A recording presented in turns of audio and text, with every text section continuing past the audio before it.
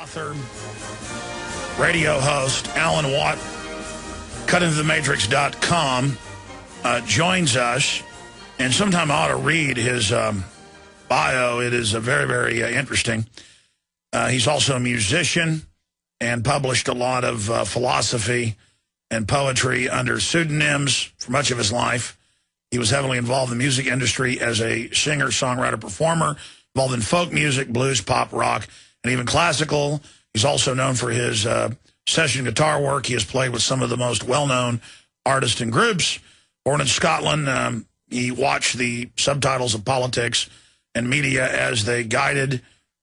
He watched the subtleties of politics and media as they guided the population of the UK covertly into the European amalgamation. And I was just talking to Alan. It's funny, he's got allergies or sinus like I do today, so we're like the dynamic duo here but I doubt he'll sound as doltish as I have today. Alan, so much is going on, so much is happening. I said, what's your take on the shooter? And you said, well, I feel like the fool on the hill watching the world spinning around. But really, the fool on the hill isn't a fool. He sees the majesty, the beauty of the world, but also the ugliness, just the incredible spectacle of consciousness that the establishment tries to keep us from opening up to, because then we would be aware and not easily tricked. So they wish to keep us psychically and mentally and spiritually and financially stunted. But I want to get into the Hadron Superconducting Supercollider and the dangers associated with that. And I want to get into 150 human-animal hybrids grown in UK labs. I've got a special report coming out tomorrow on this. Embryos have been produced secretly for the past 3 years. The Daily Mail can reveal. Human cow, human reptoid, reptile, human fish, human frog, amphibian. And but there's something funny here. I remember 15 years ago, because I know I'd been on air a year and a half or so. I remember covering BBC articles about human embryonic chimeras, because they said the only way they could do it was make them part cow so that they wouldn't have rights, and growing them in the utero of cows. And they were saying that had been done for 5 years in 1996. So it's all, and since then, every year, they say, for 3 years, we've been doing this. For 5 years, we've been doing this. That's the two stories. And it's always done the same. And you'd think Daniel Martin and Simon Cadwell at the Mail would know how to pull these articles up or use a LexisNexis. And then I remember, Alan, I want you to speak to this. In fact, we'll speak to this first and then get into the shooter and the Knights Templar thing and the rest of it that I know you've studied. It's why you're here. That the Washington Post, it was in 2004, I think, or was it 2005? Because I'd recently read it in the Washington Post, and about a week later, I was on Ian Punnett's Saturday Coast to Coast AM.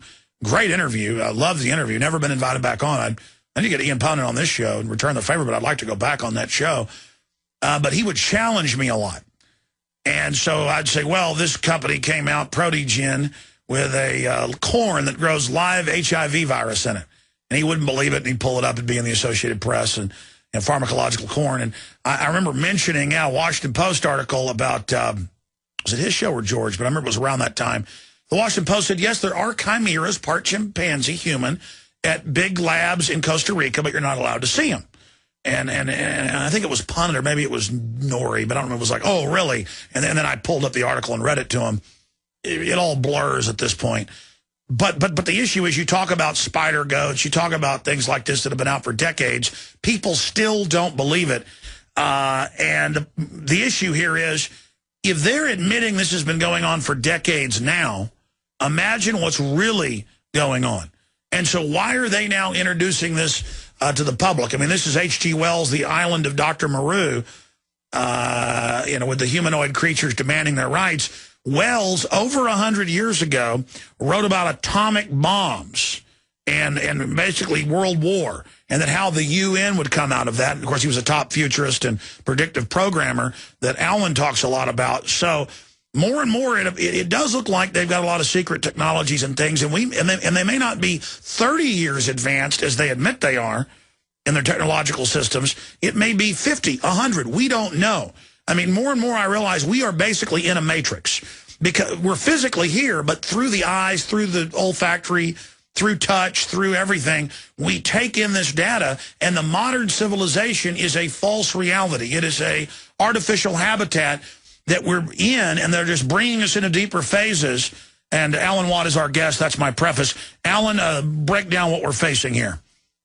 Yeah, you're quite right, actually. They do give you a reality for the mass population, and it's an antique reality. We think we're on the cutting edge, and the media, of course, is there to reinforce that and give out little tidbits. Oh, we're trying to explore this and trying to explore that. One day we eventually hope to do this, and we believe it all, you see. And in reality, as you say, a much higher level of reality is the true cutting edge. We don't even know how high that goes. We know it's way above top CIA level, when in the 1950s they had solid-state circuitry. They had little gizmos you'd put in your pocket that could turn someone's heart off, basically. And they used them, too.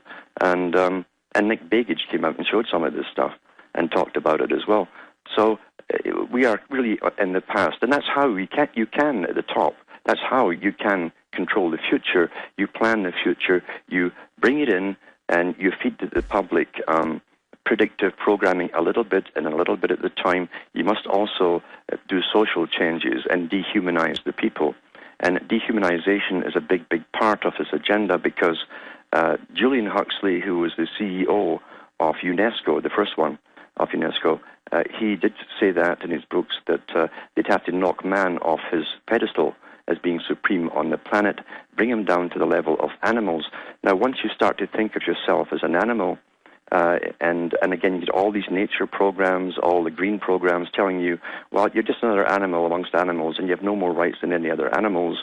And then you have to go into the further dehumanization of the destruction of the old cultures where families normally had children. That was the whole point of them. And now, of course, we don't even have so much that.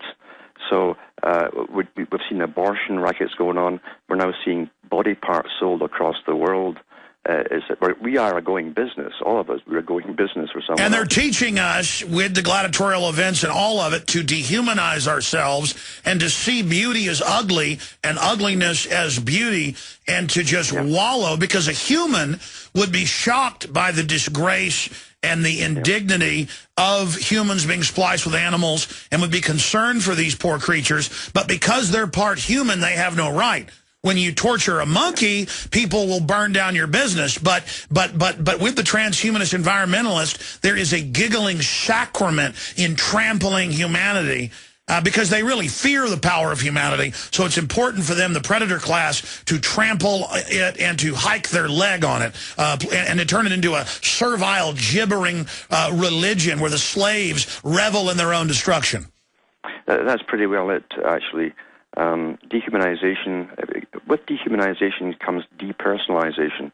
When you lose your identity of who you are in flux. When you're in flux, of course, the massive propaganda machine comes in, takes you over, and then you flow along with the new think, as it's called. You always new think. And so we've been programmed like this for such a long time now. Now, recently, too, we've seen the big push for euthanasia. That was the next nail in the coffin. And people, and they keep the pulse on the public now with the internet. They know what we're thinking, what we're chatting about, what we're worried about. And so they can tell when we're ready for the next step of it.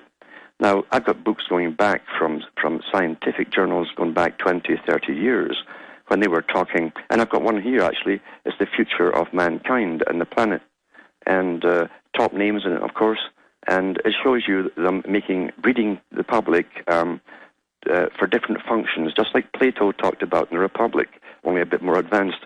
And they said we can create men who eventually will be divers. They'll have gills like fish, and they can go down and they can weld the legs on the big platforms at sea for oil and do that kind of stuff. In other words, they're going to make purpose-made humans or semi-humans for the particular job they're designed to do. And that's what it's all about, is designer humans for specific tasks. Rather, you see, we are supposedly, according to high sociology today, we are the useless eaters now. We're post-industrial. They don't need us. we're almost post-war once the Middle East is standardized into the world system. And then they have the predictive programming with movies like X-Men that show you everybody mutating, and then how they're the poor groups whose rights aren't taken care of. And now they're going to come out with more and more of these clones, these replicants, and then the government's going to give them rights and protect them, and then basically use them against the rest of us. Those that won't buy into all the new technological augmentation that are really backdoor systems for them to hack the brain, because there is no firewall, as the Pentagon has said. They'll be sequestered like Amish, but then our children raided and taken. I mean, it is a charnel house of trampling and being trampled upon, as O'Brien tells Winston, that is being entered here. And just notice how they're now calmly saying, yes, we're splicing humans with animals. I mean, they're just telling you, but it's secret and you're not allowed to see them. Mm-hmm. Yeah, and there's no doubt about it. And most folk, really, I kid you not, most folk today who haven't had an original thought in their heads, they like the mainstream media, they won't have a thought on this. They'll not be hot nor cold. They'll just say, oh, well, that's science for you. That's progress, by the way. That's what science always tells you, is progress. And they'll go along with it, never thinking about the implications of where it's all to go. But make no doubt about it, this system is not about a new world order. There's lots of stages of coming new world orders and societies and systems already on the books. And we're just seeing the next step of purpose-made humans for specific functions, and you don't need the silly humans anymore with their limited capabilities. Yeah, I mean, you'll have a sex slave who looks like Marilyn Monroe and even has her DNA, but she'll be 1% squid, so she has no rights. Calls are coming up. We're going to get into Alan Watt's view on the situation in Oslo, Norway, now being used to call for crackdowns on the internet, free speech, the Second Amendment, and gun ownership. It is really, really obvious what's going on here. And this guy, now we learn, Norway Nazi was on drugs. Maniac took substances to make him strong. We're going to get more into that. Alan Watt, it is so fundamental. It is such a huge issue to sit here and talk about how we're living in an antique reality. That's a great way of putting it. That there is a breakaway civilization, that the establishment has written white books, white papers on all of this for decades, that the cloning is much more advanced. I mean, they admit, oh, yeah, we kept it secret from you in England. We're splicing humans with everything. They don't worry. They don't have rights because they're part spider, they're part. I mean, this is so incredible that they, for at least 20 years, have been growing humans in cows that are part cows, so that the cow doesn't reject them, to then harvest their organs. I mean, again, that was in BBC 15 years ago, and they said that had been going on for 5 years secretly. Now, this is what they admit they're doing. From your research, Alan, how advanced is it? Because the word I've gotten from a physician and others that have treated heads of state is that they're already staging their deaths. And that it's not just Ken Lay that went to Paraguay, right before he was about to be sentenced, or after he'd been sentenced but turned himself in, that this is going on. But, I mean, undoubtedly, there's a lot of secret technology. From your research, how much more advanced is it, or do we have no idea? I think from the clues of the past, that's where you go on, and they're probably at least 200 years ahead of where we are. When you look into the writings even of Mary Shelley, for instance, Shelley was, her husband, the poet, was a member of the high societies. At that time, they clouded themselves under secret societies and masonry and so on. But in reality, at the very top of that, there was pure science there. And they were given access to the sciences of the time. And she didn't come up with her idea of a Frankenstein, a human being put together by body parts by herself. It was because she was in with the groups that were actually discussing this, and maybe some who were actually trying to do it at the time.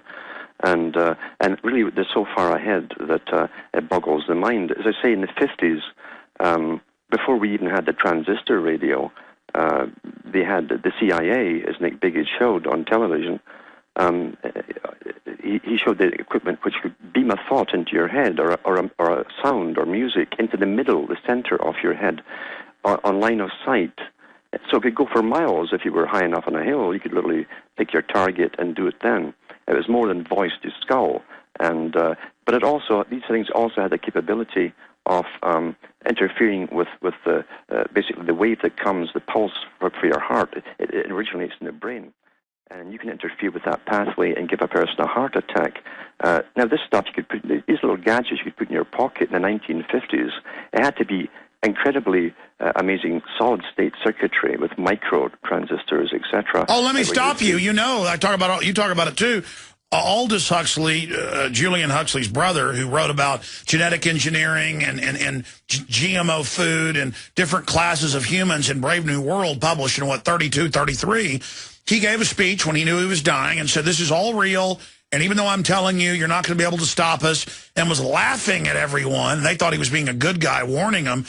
And he said, at our universities, we have people with microelectronics already in their brain, and we're already testing this to be able to remote control humans.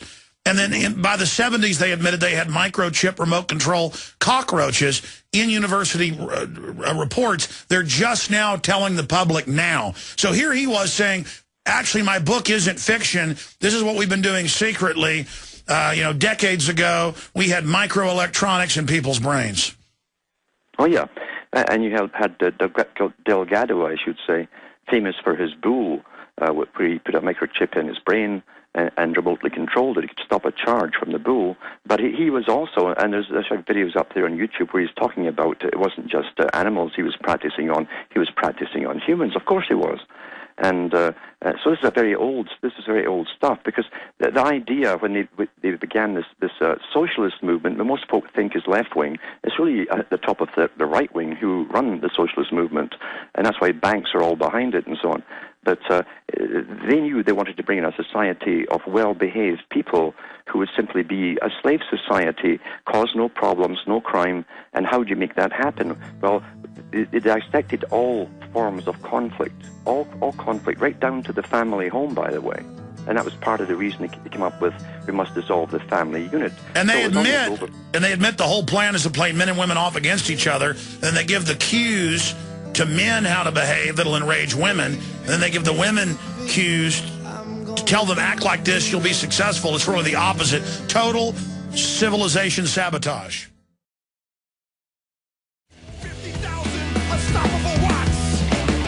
50,000 unstoppable Alan Watts.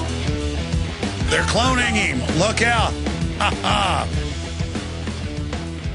Look, the globalists want to play God. They want the life extension technologies. They've undoubtedly already have them. They're now bragging they have them. They're offering extended lives to people now who are, quote, wealthy, if they'll buy into transhumanism. But the transhumanist, technocratic, technological systems they're offering are basically enslavement systems. So that's what the general public's going to get, is an enslavement system in the name of life extension. And we have no idea what the actual controllers are doing. When you see people like Gordon Brown or Bill Clinton or George W. Bush or Obama, they're meant to politically rise and fall, be built up and destroyed, like a shield that a knight holds up. And the shield gets all bent up and battered and bruised. And then when they're done it for 4 to 8 years, they throw it down and pick up another one.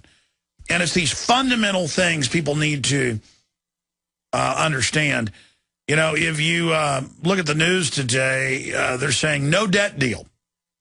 And oh my gosh, now we may default and have depression. They're already defaulting. They're already devaluing the dollar. We're already in a depression. And the bankers are training us to just, everything's about the government, everything's about the bankers, and everything's about our credit agents, the credit agencies' ratings. I mean, they're more important now than the president. And then who are they? Revolving door minions of Goldman Sachs, J.P. Morgan, and others. And you know, now the GOP is revolting, just like in '94 with Newt Gingrich, who ended up making sure the contract on America didn't get through. A guy who wrote the foreword to multiple Alvin and Heidi Toffler books calling for world government, calling for a technocracy, calling for the end of America. And they talk about how conservative Newt Gingrich is because people say he's conservative when he's promoting carbon taxes. But I got to tell you, 10 years ago, people wouldn't wake up to Newt Gingrich. Today, they do. And so that's the good news. But now they're saying the GOP has revolted and isn't going to go along with all this. But again, it's all part of this process. And as long as people can be kept in this false narrative, this false reality, as you go up through politics and media, if you show that you'll buy into the false system, you are promoted in the false system. But if you don't go along with the false system, if you question the presented reality, then, oh, you're a conspiracy theorist. And now having any opinion is a conspiracy theory. And Cass Sunstein at the White House says, we'll flood the internet with false conspiracy theories. We'll flood the internet with infighting, with bickering. And they're trying to do that. But in the writings of the ruling class is what they really set up. And that's what Alan Watt covers. That's what I cover. Alan, continuing, looking at the globalist program and operations, I see revolts from people within the technocratic class being one of the biggest threats to their system. That's why they're trying to go to an automated global computer system where they don't need armies because it's robot and drone driven, and the robots are worked on by robots, and robots work on those robots, and then some human technicians. They already admit no one at a major computer company even knows how the computers work now. It's just different systems integrated together, and the humans can't even understand it. This is going to get more and more pronounced, and the elite are all over the news saying, we don't need people anymore. Will humans be kept as pets? And the elite's already talking about the computers like they've already merged with them. And Ray Kurzweil says within 15 years, the elite will merge. But if the evidence is that they're already more advanced than we know, the question is, have they already attempted to merge? Or is it all a bunch of quackery where they claim that they have these systems, but they can't even really use them because they don't understand them? Yeah, well, they already have a whole list of things lined up they're working on now. Even DARPA has admitted that, Homeland Security. I mentioned that on a page last week, all the things that are coming up and they're working on. And one was an artificially intelligent computer system that would literally analyze you and decide even if you should pass the information that you're putting out there onto others or not, or who they should pass it on to. No one would interfere with it. It would be on its own independent. And so they already have artificial intelligent machines using various kinds of different algorithms and so on. However, at the top, you've got to understand, too, that they've been doing amazing stuff, even in Sweden, since the 70s that we know of, on prisoners. That's where they first tried to do human and machine interface, brain interface. This interfacing isn't just to help paraplegics, believe you me, like DARPA would have you think. It's to do with if they can possibly, in the future, or if they've done it already, who knows, download a person's memory. That's the whole point of it all. For the ruling elite who age, they can certainly slow their aging. In fact, David Suzuki, a big player in the greening program, who calls people maggots, by the way. He's the hero of Canada, but people are maggots, but he says there's better kinds of maggots than others. I guess he's referring to his own class.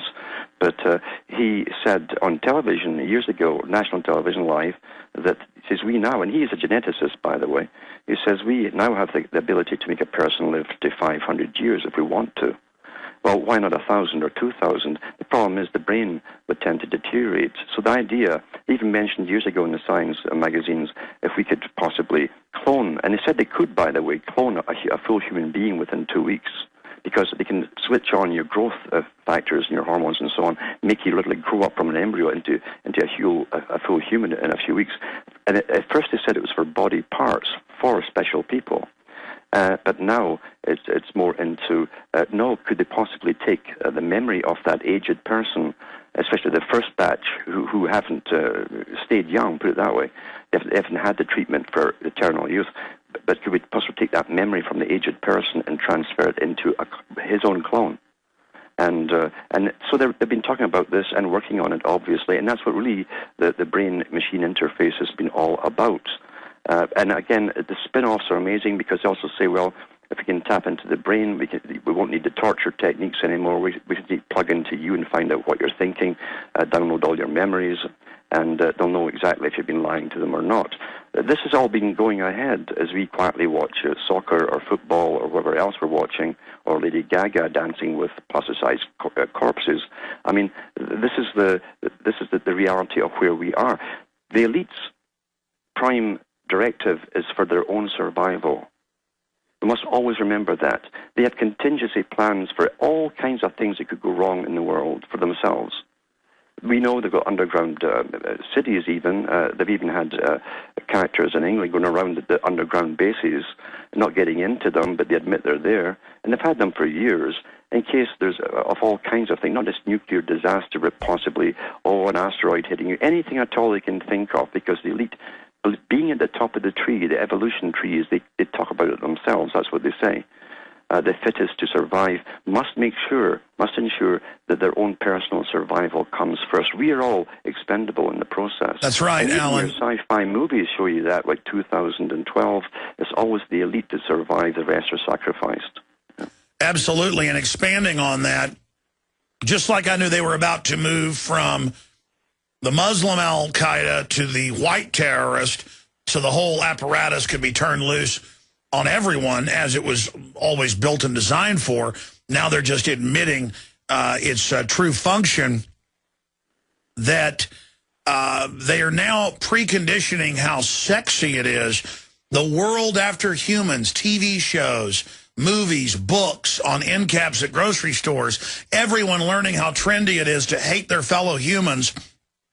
So when you're SWAT teamed or drug away or dying of cancer, when half your block's dying of something, you know, as the soft kill is incrementally intensified, the ambient slow kill system accelerated towards fast kill, that it's a subconscious preparation of a celebration of our destruction and the pot-bellied parasites ruling over us.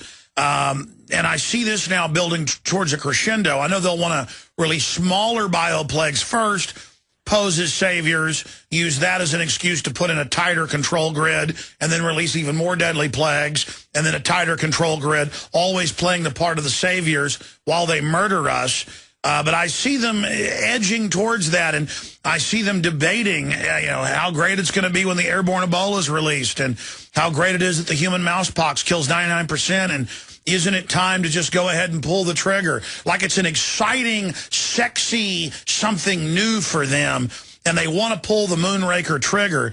How far away do you think that is till they got all these new movies coming out with Matt Damon about billions dying and everything from the new bioplague. So how long till they really get to have their holiday, their mass murder enjoyment time? Because then they get to go to the bunkers and be given the cure and everything, and kind of all be honest about it and watch it on their robotic cameras, the mass destruction, and then they get to reemerge and everything's so much fun. I mean, how long till they take the people that they've turned into mindless sports fans and just start mass slaughtering everybody? Well, we're in the phase now, which they have disclosed from their own military think tanks for the next 50 years or so, their projections, and they've had that out for a few years now. And both the US and the British NATO group came to the same conclusions. They're going to, and they're doing it, they're getting folk off the land, the rural areas, through incredible masses of new regulations. The gasoline is going up, that'll get you off too. They've closed down most of the country hospitals, so you have to move into the city if you want treatment. There are 100 different ways to get you to move. Just like animals, again, how do we get them to move from here to there? And it's all been discussed. And so once we're all in the already overcrowded cities, they've already got an internal army. RAND, by the way, I've got the RAND document on that too, where they talked about the coming civil strife in the U.S. as they push more and more folk into the overcrowded cities. So they're always planning ahead for the fallout. And once we're together, it's easier then to release the plagues. Now, they're talking up to the year 2020 to try to cram us into the cities. That's why they're on a roll now with austerity. Austerity suddenly comes in after the last planned bank crash, which wasn't a crash at all, really. And things didn't just go to money heaven. Somebody's got the key to it.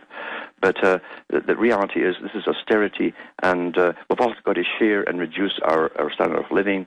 And eventually the United Nations, as it says in its own charter for the Department of Agriculture, will dish out the food. They'll dole out the food to each region of the earth, and then you must bring down your own population according to the rations that you're given. That's in their own mandates, by the way. Yeah, that's in the Kissinger documents and all of the new ones, but instead of doing it secretly, like 30 years ago, now Ted Turner comes out with Nat Rothschild and says you should only be able to have one child, and that child will be taxed. But then meanwhile, they've all got private jets and private trains and yachts and, 5 children apiece. And Kate Middleton is lecturing you on carbon taxes. And we've now moved into a cottage. It's only 300 rooms for the earth. I mean, it's just all asinine hypocrisy in our face. Yes, but from their point of view, they don't see that as that. Because they do, but they truly believe that they are superior people. Genetically, and they believe that they've evolved. We're junk genes. We're the junk genes left at the bottom. And one of the arguments I saw in a scientific discussion was the proof of the fact that the people are junk genes is that they would have been up amongst the elite if they had the ability to get ahead in their genetic makeup. Therefore, because they haven't gone up to multimillionaire status and have no desire to, then they equate that to what they call arrested civilizations of Africa and primitive tribes. They're junk genes, they can't move on. We do move on all the time. We're involved in planning the future. We control the future. Exactly. Moving on is being willing to slit your grandmother's throat and enjoy it. The true human genes of helping your community, building, being admired because of your art or your strength or your ability to hunt or your ability to build. No. Now it's your ability to team up in gangs and lie and manipulate people and dumb folks down and make things ugly.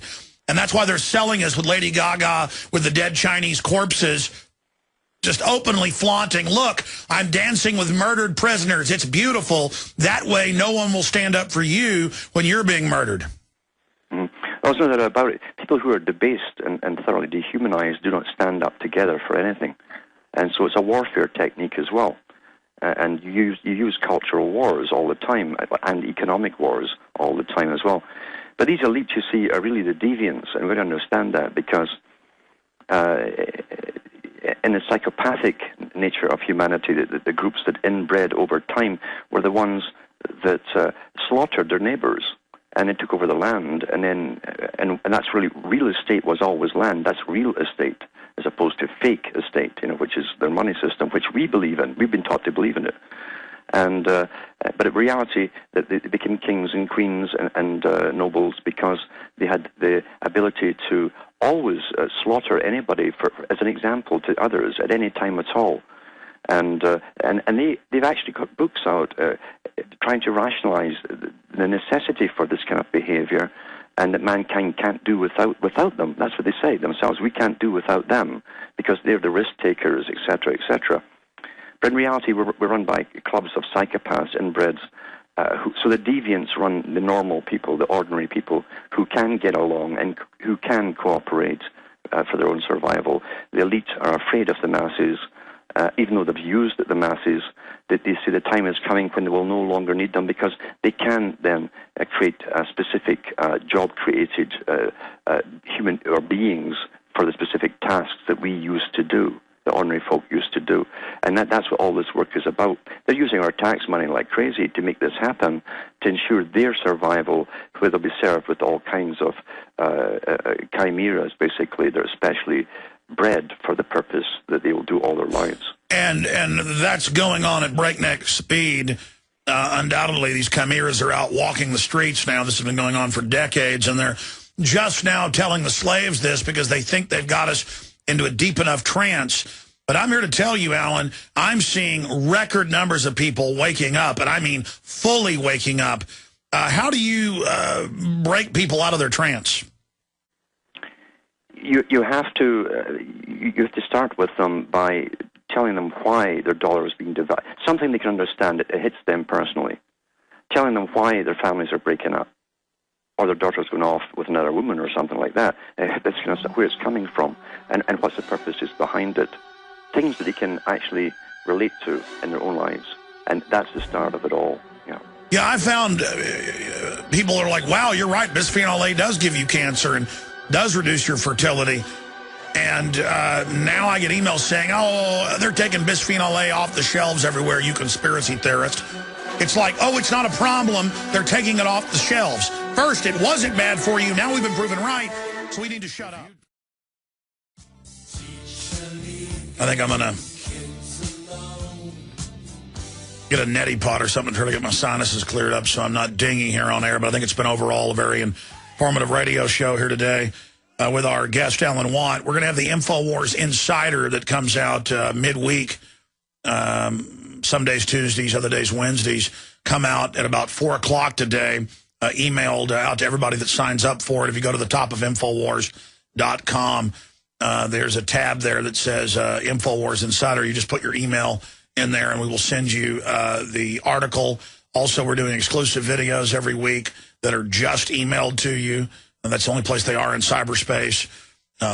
Exclusive photos, things like that, because we need to have an email system that bypasses even the mainline internet, because they could shut down our websites anytime, and we have never really tried to create a system to personally reach out to you. And all the IT experts we talk to say low-tech is high-tech. Send high-tech information over low-tech old email. Yeah, email's old-fashioned these days. So sign up for the InfoWars Insider at the top of InfoWars.com. Also, I've done 3 hours of radio now here, and I haven't plugged any books or videos. We got a lot of specials going, great films to get and make copies and give to people. We've got to awaken, folks. I got you on here, Alan, originally because I wanted to talk about this shooter who we now know is on drugs and all the rest of it. I mean, I could see the predictive programming. I could see the media getting ready to rebrand terrorism onto the evil white male. And I called it last Thursday. I said the attack's imminent. And that's what you talk about. Once you see the 5th grade level propaganda, you know exactly what they're going to do. It's so frustrating to, like you said, being the fool on the hill, but really you're not the fool on the hill. Everybody else is deaf, dumb, and blind. Alan Watt, final comments on that. Yeah, it's like deja vu. You know what's coming and what they have to do, because even to do with the big bone of contention from the whole 9/11 deal onwards across the world, the Western world and in Britain and elsewhere, is why should everyone else have to go through all of this, have all of their mail ripped open, have all their emails copied and stored forever, be under the scrutiny of the microscope? How come everybody, when supposedly it was all to do with, it started off with Muslim extremists in the Middle East and elsewhere? So people were saying, why are old ladies who've lived all their life in America with blue eyes and old granny being searched and groped at these particular checkup things? Well, that was a bone of contention. Now they've given you a reason why. It could be any one of you. You see, it's a white guy, and so they have to justify all. It could be a policeman. It could be a policeman. It's the returning veterans. Exactly. And they had to give you a reason why, because since 9/11 to the present, you see, we haven't seen it. And so they've given you the sacrificial lamb, or whoever they've set up, whatever guy they've set up to do it. And remember, too, we'll never get the truth on this story, never ever get the truth. If this fellow did go over to London and meet with top-ranking secret, supposedly, Knights Templars group, or were they a bunch of CIA, MI6, Mossad guys conning this little fool to go and do this job? We'll never know. We'll never know. But it's got all the earmarks that it was staged. Yeah, it does. It does. And believe me, in this day and age, you cannot do anything and get away without people knowing about it. We're all under observation, and it even admitted that the CIA were watching this guy in Norway. Yeah, so was So was MI5 and 6. Yeah. And of course, and the forums too that he belonged to. Yeah. Oh, it's 100% staged, and now we know he's all hopped up on drugs. He'll end up going into the mental institution there and never be seen again.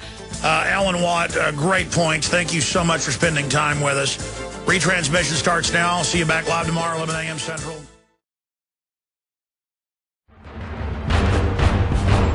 Ask yourselves, what are you doing in this time of great challenge? What are you doing to unlock minds?